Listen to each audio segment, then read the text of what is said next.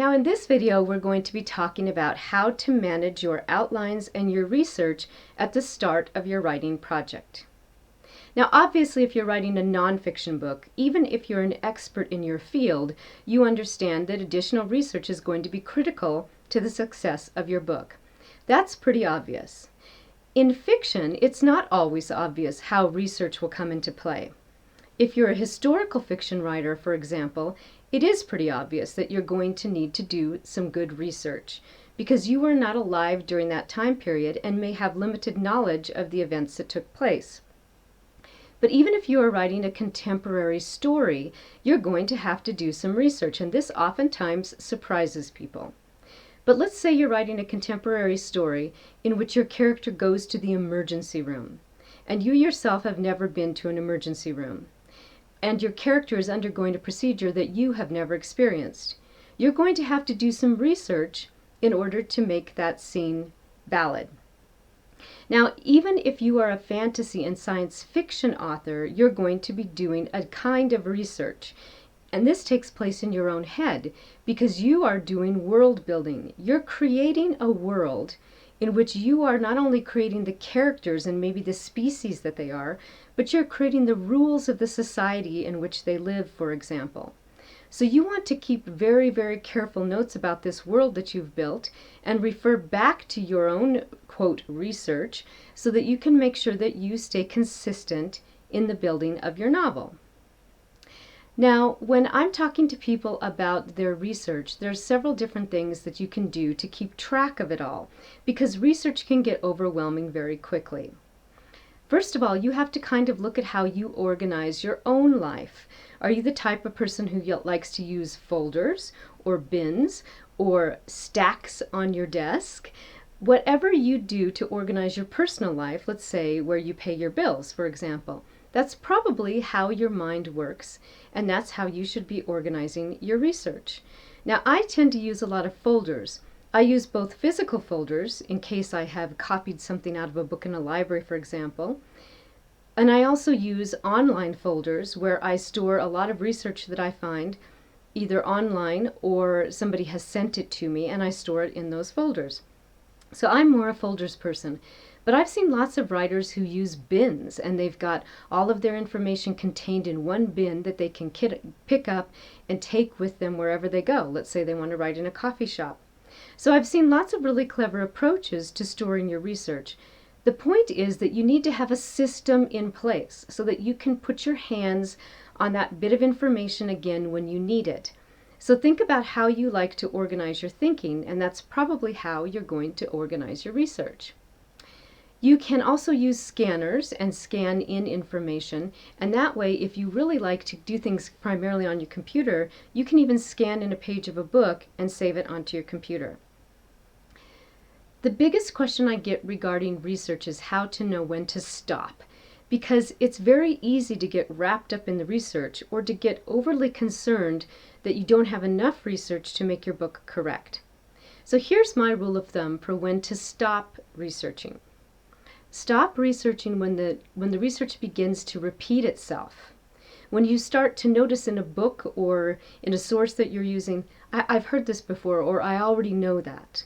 That means you probably have enough knowledge to start your story. Now, as your story progresses, you're going to see the holes in your research. As you plot out that story, you're going to realize where it is that you need to learn more. And at that point, you can go and learn more about it. But this will keep you from doing tons and tons of research that won't even eventually make it into the book. So when the research starts to repeat itself, that's when you should probably stop, let the story unfold, see where the characters take you, and then fill in the gaps in your knowledge as you write. Okay, so another thing I think is important about research is that if you do not know something yourself, you find the experts who do. So you may need to do some interviews, in which case you're interviewing experts. Say for that hospital scene, you might interview an emergency room doctor and ask him some questions.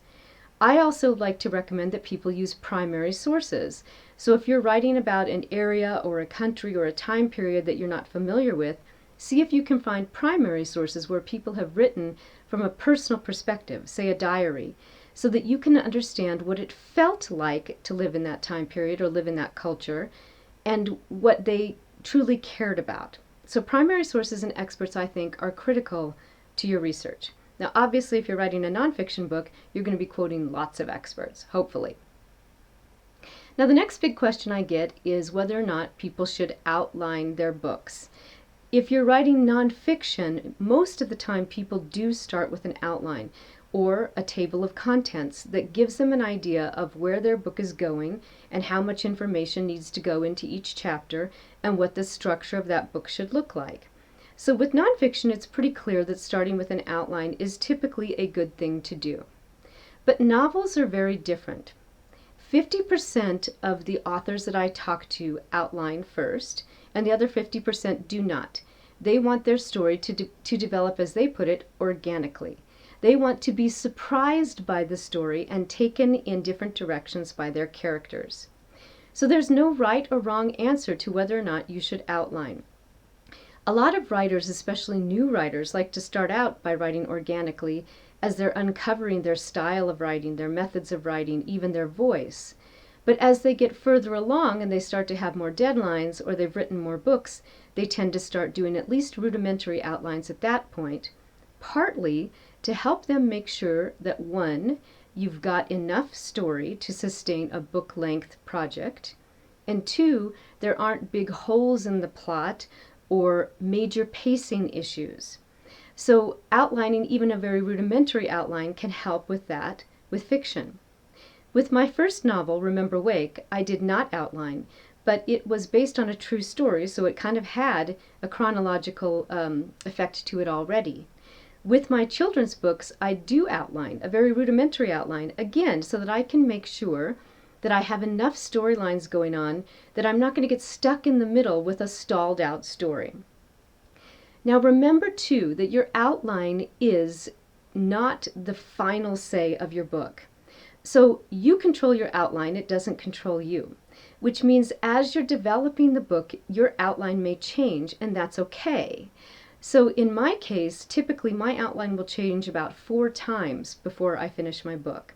So as you uncover parts of the story or you find some new research, your outline may change. Even your ending may change, and that's okay. An outline gets you started. It's a beginning. It doesn't mean that you are stuck to that outline unless, of course, you have submitted it somewhere and they've approved that outline. Then you may have to discuss that with them. So how do people go about outlining?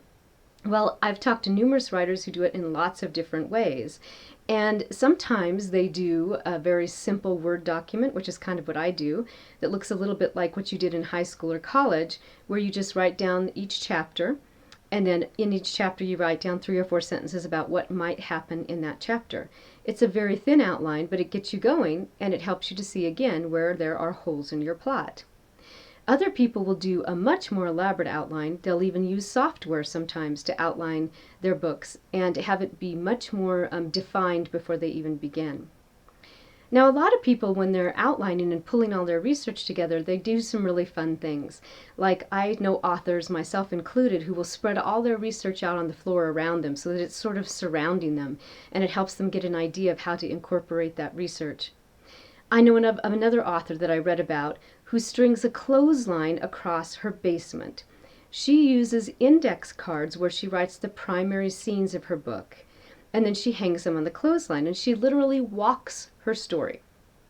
There's lots of variations of this where you can use index cards to plot out your book, and you can keep them in, say, a recipe box so that you're able to look one right after the other at your scenes and move them around and take that box with you everywhere. A lot of people will do something a little bit different where they'll use a whiteboard or they'll use post-it notes where they can show chapter 1, chapter 2, and then put the post-it notes in there with the primary scenes or plot twists. And this is a really fun thing to do because if you notice that in chapter 3 you've only got 3 post-it notes and in chapter 7 you've got 10 post-it notes, you might have a pacing problem with your book and you need to spread out that story a little bit. So I know a lot of people who like post-it notes because they can pick them up, move them around, throw them away easily. And a lot of people can do variations of this on their computer as well. They just create a file or a spreadsheet or a template or whatever it is that works for them in order to track their story. So there's lots and lots of fun ways to do this.